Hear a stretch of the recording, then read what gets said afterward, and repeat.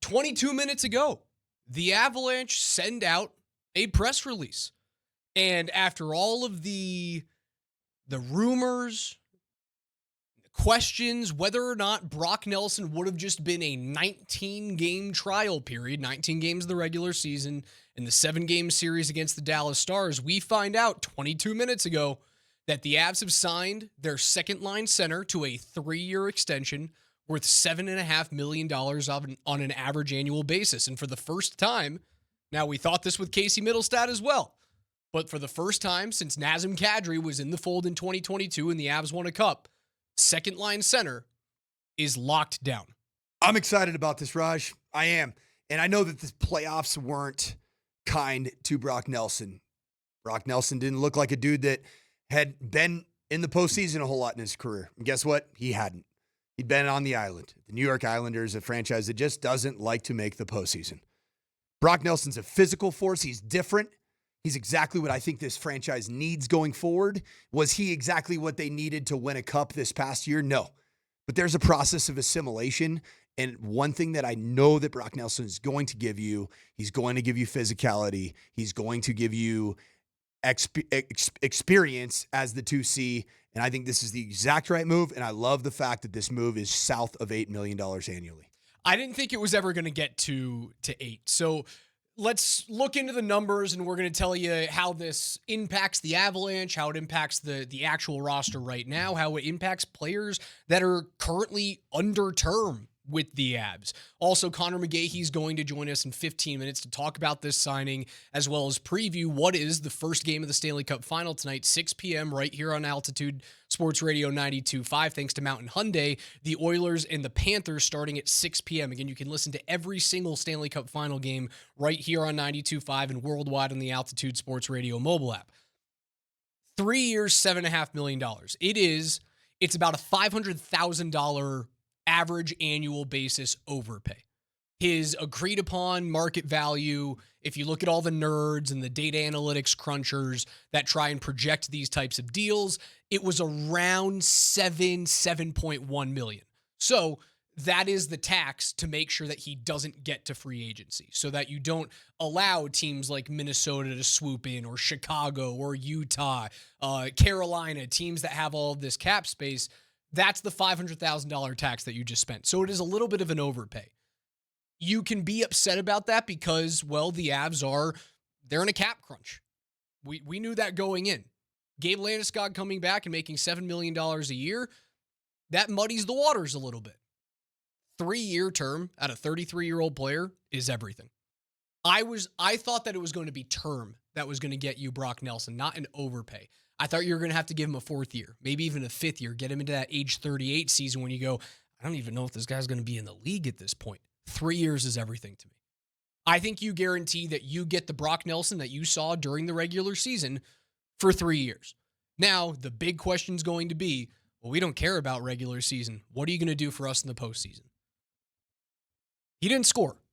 He had 4 assists in 7 games. He had 13 points in 19 regular season games. However, he was in the middle of Landeskog and Nichushkin, which was statistically, in terms of your shot suppression and shot creation, at 5-on-5, where you dominated the series, right? Like the Avs dominated 5-on-5. They were just god-awful on special teams.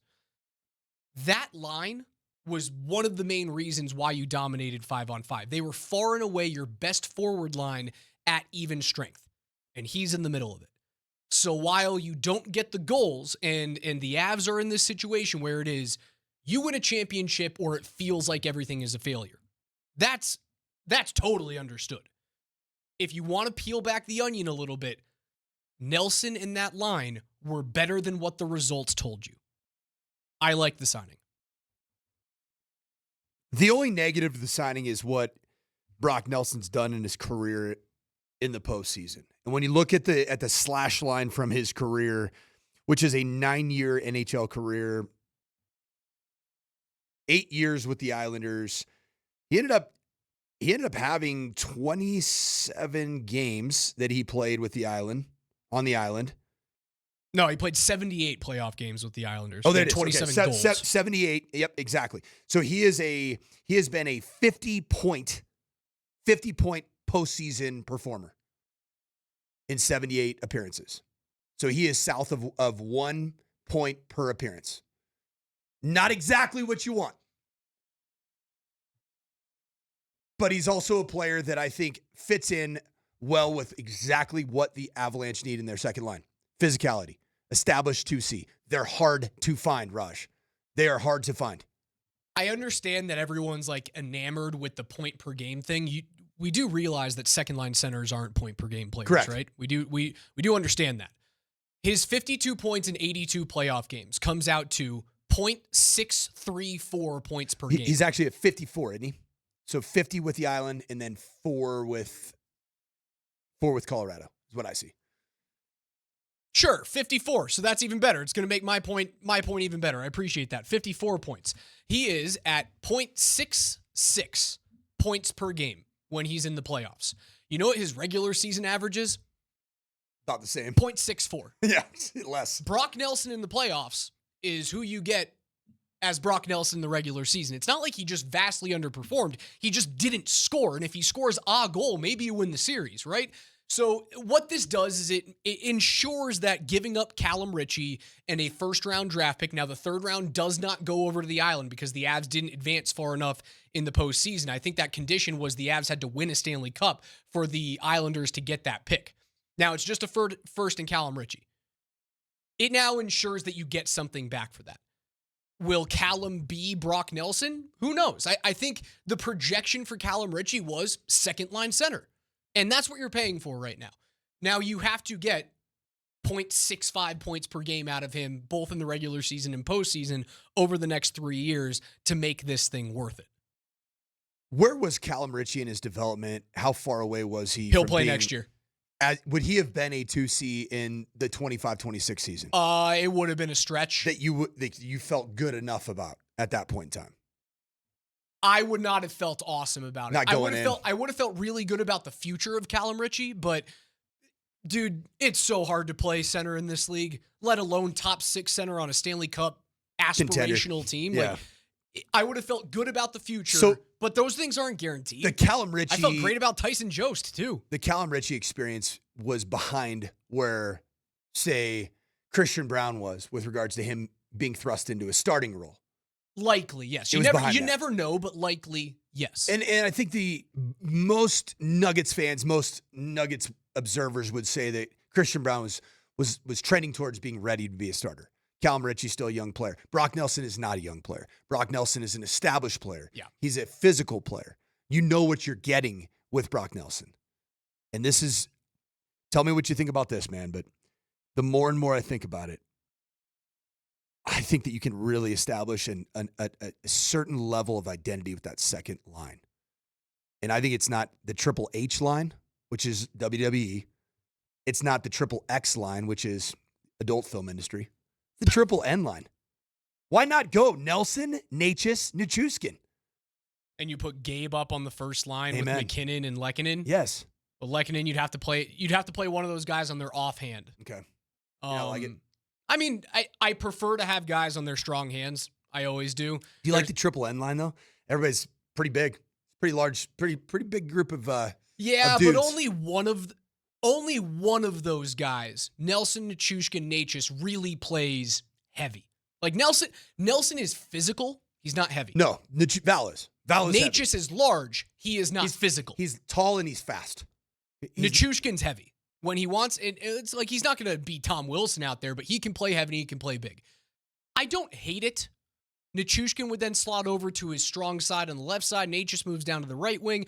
I could see that. I'd be all right with that. This is what the roster looks at right now, and you have $1.2 million in cap space as it stands today.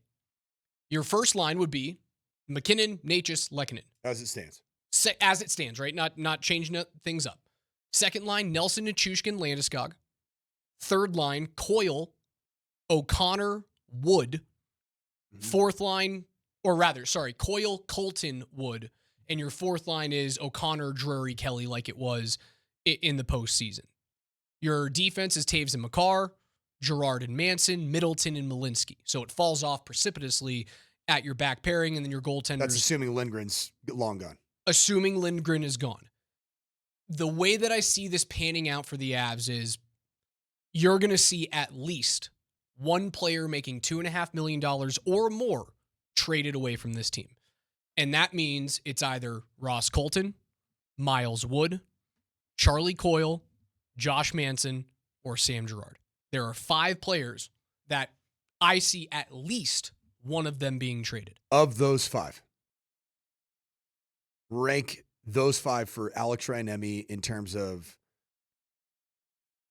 this team and what they could afford to part ways with in their build. Would you say Sammy G is Sammy G? You can afford to part ways with Girard. $5 million. He still has 2 more years left on his deal. Rather, 3 more years left on his deal. He's still young. Teams like puck-moving defensemen. Yeah, I he's think a skater. You could find Speed guy. value in that. Like, just to open up cap space, you could find value in that. You could move on from him. I do not want to lose Manson. I wouldn't trade Manson. However, he is easy to move considering he is an expiring contract, right? $4.5 million at 33 years old. You can move that. However, Manson, right? He wasn't good in the regular season. He was quite bad. Yeah. In the postseason, he was awesome. I don't want to lose that player. I want him here. Miles Wood, I would move. Can you move him is the big question. The answer is probably no. Has he done enough in moments? Like his highlight tape, his highlight reel His is pretty highlight good? tape is skating fast, losing the puck, and running into the end boards. That's the highlight tape of Miles Wood. Let's be very honest about that. His highlight tape has done more to make him untradeable than he is tradable. I feel bad saying that, and he has scored a big-time playoff goal as a member of the Avs.